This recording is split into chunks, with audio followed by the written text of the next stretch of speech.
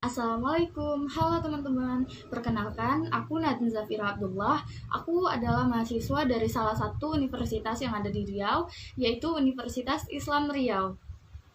Kali ini aku akan membahas tentang Puebi. Pasti banyak banget dari teman-teman di sini yang udah tahu apa itu Puebi dan sudah sering banget mendengar Puebi. Jadi, Puebi adalah pedoman umum ejaan bahasa Indonesia. Nah, di video kali ini aku akan menjelaskan tentang apa aja sih isi dalam Puebi itu.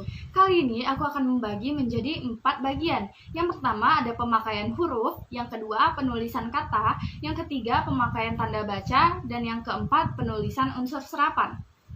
Dan di dalamnya terbagi lagi menjadi beberapa bagian.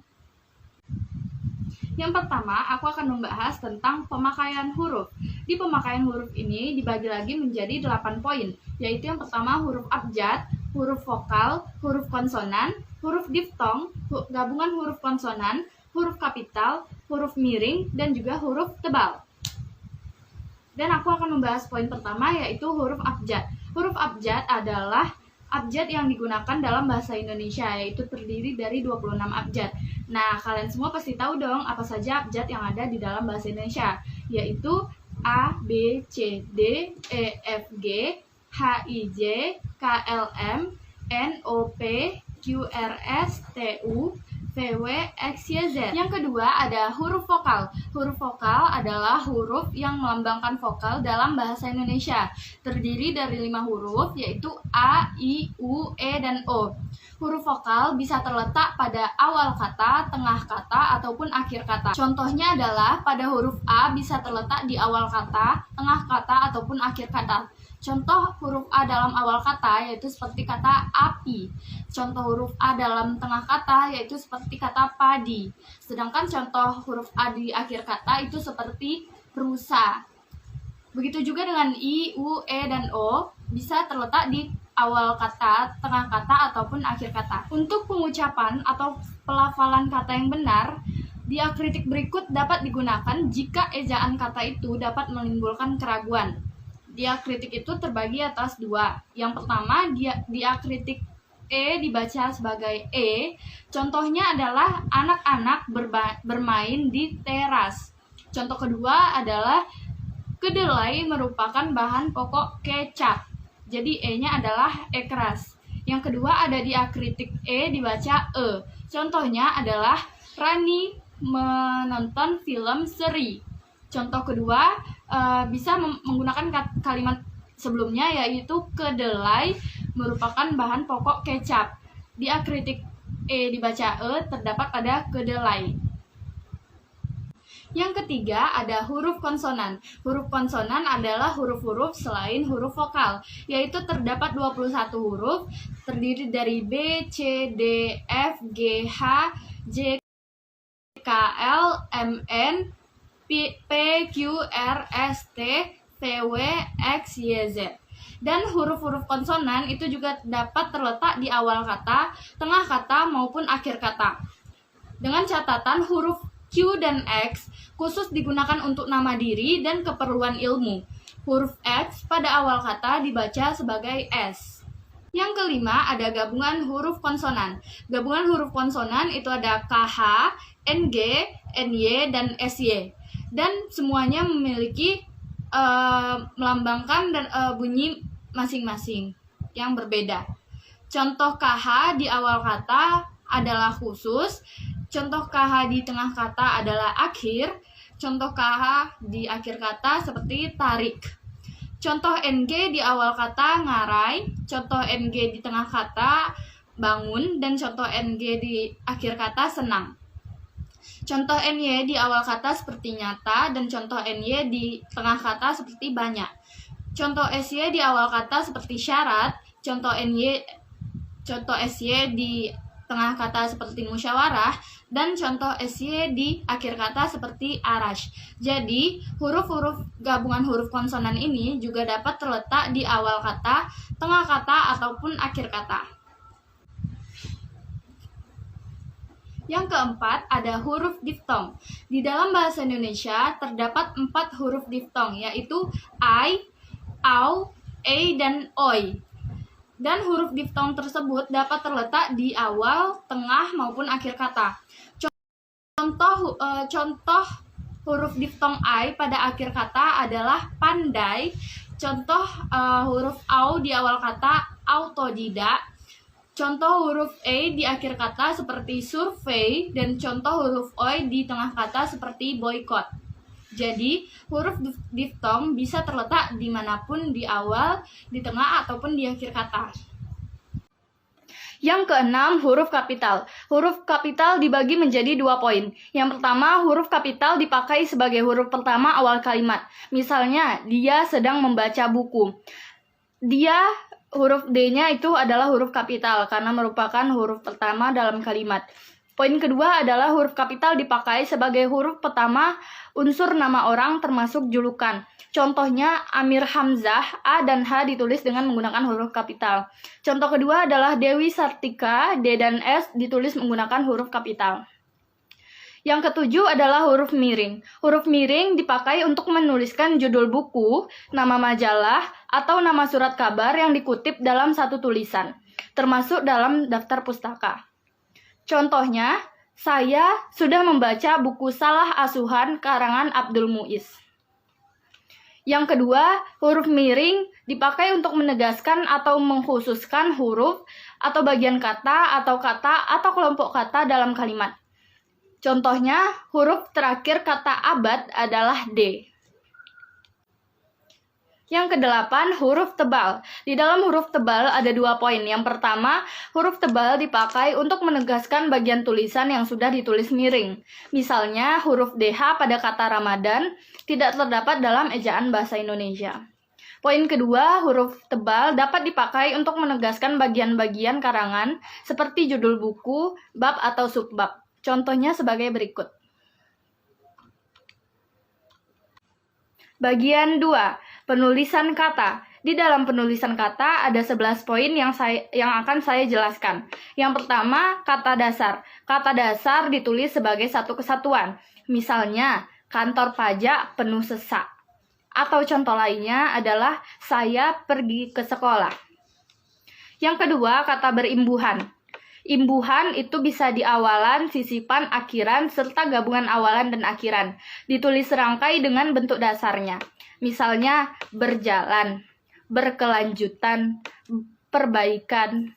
Dengan catatan, imbuhan yang diserap dari unsur asing seperti isme, man, won, atau wi ditulis serangkai dengan bentuk dasarnya. Misalnya, suku isme.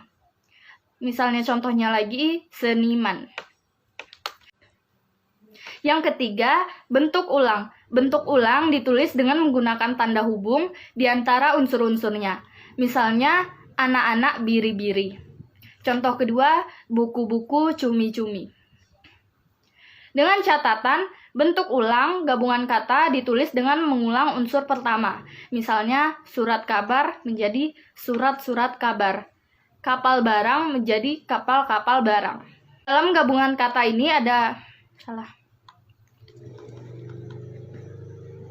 Yang keempat, gabungan kata. Unsur gabungan kata yang lazim disebut kata majemuk, termasuk istilah khusus, ditulis terpisah. Misalnya, duta besar model linear. Contoh kedua, kambing hitam persegi panjang. Selanjutnya ada pemenggalan kata. Pemenggalan kata pada kata dasar dilakukan sebagai berikut. A. Jika di tengah kata terdapat huruf vokal yang berurutan, pemenggalannya dilakukan di antara kedua huruf vokal tersebut. Misalnya, buah, buah, main, main. Yang B, huruf diftong I, au, e, dan o tidak dipenggal. Misalnya, pandai. Contoh lainnya, aula. Yang C, jika di tengah kata dasar terdapat huruf konsonan termasuk gabungan huruf konsonan di antara dua huruf vokal, pemenggalannya dilakukan sebelum huruf konsonan itu. Misalnya, bapak. Contoh kedua, lawan. Yang keenam, kata depan. Kata depan seperti di, ke, dan dari ditulis terpisah dari kata yang mengikutinya. Misalnya, di mana dia sekarang, di dan mana itu dipisah. Contoh kedua, kain itu disimpan di dalam lemari. Di dan dalam itu dipisah. Yang ketujuh, partikel. Partikel lah, kah, dan tah ditulis serangkai dengan kata yang mendahuluinya. Misalnya, bacalah buku itu dengan baik. Contoh kedua, apakah yang tersirat dalam surat ini? Poin kedua, partikel pun ditulis terpisah dari kata yang mendahuluinya.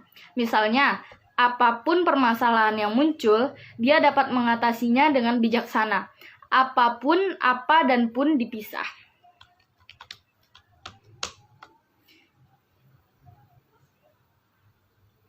Yang kedelapan, singkatan dan akronim.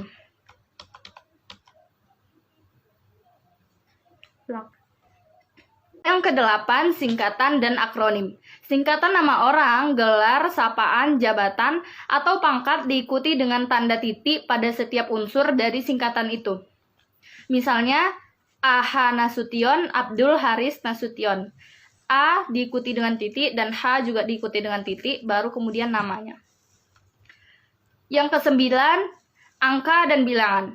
Angka Arab atau angka Romawi lazim dipakai sebagai lambang bilangan atau nomor.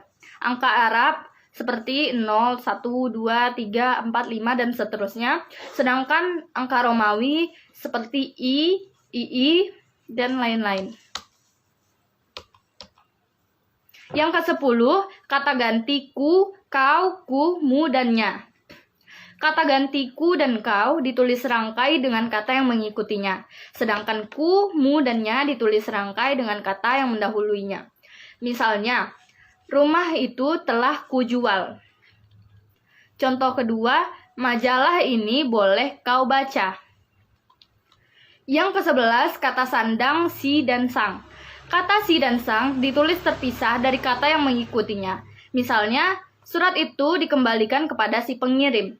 Contoh kedua, toko itu memberikan hadiah kepada si pembeli. Bagian 3, pemakaian tanda baca. Di pemakaian tanda baca ini ada 15 poin yang akan aku jelaskan. Poin pertama yaitu tanda titik. Di tanda titik ini dibagi dua. Tanda titik dipakai pada akhir kalimat pernyataan. Misalnya, mereka duduk di sana.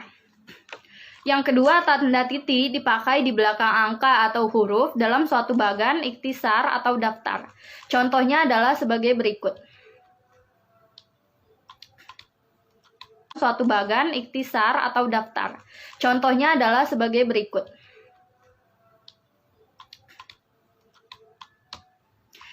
Yang kedua, tanda koma. Tanda koma dibagi menjadi beberapa. Yang pertama, tanda koma dipakai di antara unsur-unsur dalam suatu pemerincian atau bilangan. Misalnya, telepon seluler, komputer, atau internet bukan barang asing lagi. Yang kedua, tanda koma dipakai sebelum kata penghubung, seperti tetapi, melainkan, dan sedangkan, dalam kalimat menjemu atau setara. Misalnya, saya ingin membeli kamera, tetapi uang saya belum cukup. Yang ketiga, tanda koma dipakai untuk memisahkan anak kalimat yang mendahului induk kalimatnya. Misalnya, kalau diundang, saya akan datang. Dengan catatan, tanda koma tidak dipakai jika induk kalimat mendahului anak kalimat tersebut. Yang keempat, tanda titik dua. Tanda titik dua dipakai pada akhir suatu pernyataan lengkap yang diikuti pemerincian atau penjelasan. Contohnya, mereka memerlukan perabot rumah tangga, titik dua, kursi, meja, dan lemari. Kedua, tanda titik dua tidak dipakai jika perincian atau penjelasan tersebut merupakan perlengkapan yang mengakhiri pernyataan. Misalnya, kita memerlukan kursi, meja, dan lemari. Yang kelima, tanda hubung. Tanda hubung terbagi atas beberapa. Yang pertama,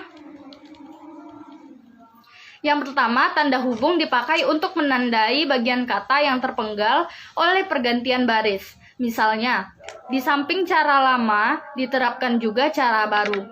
Titik, titik, titik. Yang kedua, tanda hubung dipakai untuk menyambung unsur kata ulang. Misalnya, anak-anak, berulang-ulang, kemerah-merahan, dan lain-lain. Yang keenam, tanda pisah. Tanda pisah dapat dipakai untuk membatasi penyisipan kata atau kalimat yang memberi penjelasan di luar bangun kalimat. Misalnya, kemerdekaan bangsa itu saya yakin akan tercapai, diperjuangkan oleh bangsa itu sendiri. Yang kedua, tanda pisah dapat dipakai juga untuk menegaskan adanya keterangan aposisi atau keterangan yang lain. Contohnya sebagai berikut. Yang ketiga, tanda pisah dipakai di antara kedua bilangan, tanggal, atau tempat yang berarti sampai dengan atau sampai ke.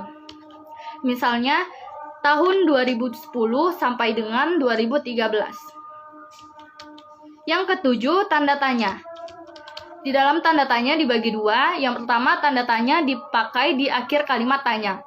Misalnya, kapan Hari Pendidikan Nasional diperingati? Tanda tanya.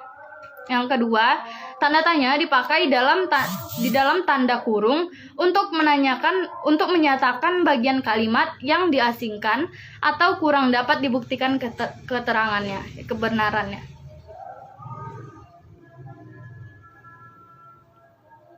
Yang kedelapan, tanda seru. Tanda seru dipakai untuk mengakhiri ungkapan atau pernyataan yang berupa seruan atau perintah yang menggambarkan kesungguhan, ketidakpercayaan, atau emosi yang kuat. Contohnya sebagai berikut. Yang kesembilan, tanda elipsis.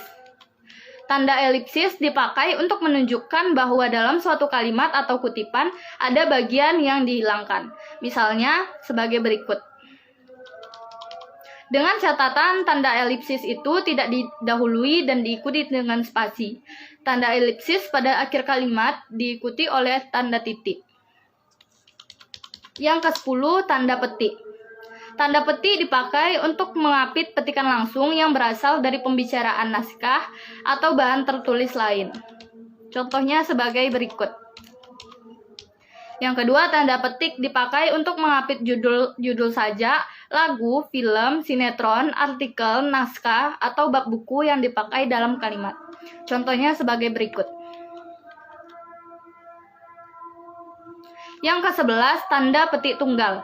Tanda petik tunggal dipakai untuk mengapit petikan yang terdapat dalam petikan lain. Misalnya, sebagai berikut. Yang kedua, tanda petik tunggal dipakai untuk mengapit makna, terjemahan, atau penjelasan kata satu ungkapan. Misalnya, tergugat yang digugat. Yang ke-12, tanda kurung. Tanda kurung dipakai untuk mengapit tambahan keterangan atau penjelasan. Misalnya, dia memperpanjang surat izin mengemudi. Yang kedua, tanda kurung dipakai untuk mengapit keterangan atau penjelasan yang bukan bagian kalimat utamanya. Misalnya, sajak Tranggono yang berjudul Ubud, nama tempat yang terkenal di Bali, ditulis pada tahun 1962. Yang ke-13, tanda kurung siku. Tanda kurung siku dipakai untuk mengapit huruf, kata, atau kelompok kata sebagai koreksi atau tambahan atas kesalahan atau kekurangan di dalam naskah asli yang ditulis orang lain. Misalnya, Sang Sapurba mendengar bunyi gemerisik. Yang ke-14, tanda garis miring. Tanda garis miring dipakai dalam nomor surat, nomor pada alamat, dan penandaan masa 1 tahun yang terbagi dalam 2 tahun takwim. Terakhir, yang ke-15, tanda penyingkatan atau apostrof. Tanda penyingkat dipakai untuk menunjukkan penghilang bagian kata atau bagian angka tahun dalam konteks tertentu. Misalnya, dia kan kusurati, kan itu akan. Bagian 4. Penulisan unsur serapan. Dalam perkembangannya, bahasa Indonesia menyerap unsur dari berbagai bahasa, baik dari bahasa daerah seperti bahasa Jawa, Sunda, dan Bali, maupun dari bahasa asing seperti bahasa Sanskerta, Arab, Portugis, Belanda, Cina, dan Inggris. Berdasarkan taraf integrasinya, unsur serapan dalam bahasa Indonesia dapat dibagi menjadi dua kelompok besar. Pertama, unsur asing yang belum sepenuhnya terserap ke dalam bahasa Indonesia, seperti force majeure, de facto, de jure, dan lain-lain. Unsur-unsur itu dipakai ke dalam konteks bahasa Indonesia, tetapi cara pengucapannya dan penulisannya masih mengikuti cara asing. Kedua, unsur asing yang dalam penulisannya dan pengucapannya disesuaikan dengan kaidah bahasa Indonesia. Dalam hal ini, penyerapan diusahakan agar ejaannya diubah seperlunya sehingga bentuk Indonesianya masih dapat dibandingkan dengan bentuk asalnya. Baiklah, segitu saja yang dapat saya sampaikan tentang Puebi. Semoga dapat dimengerti oleh teman-teman. Bila ada salah kata, mohon dimaafkan. Terima kasih yang sudah menonton. Assalamualaikum warahmatullahi wabarakatuh.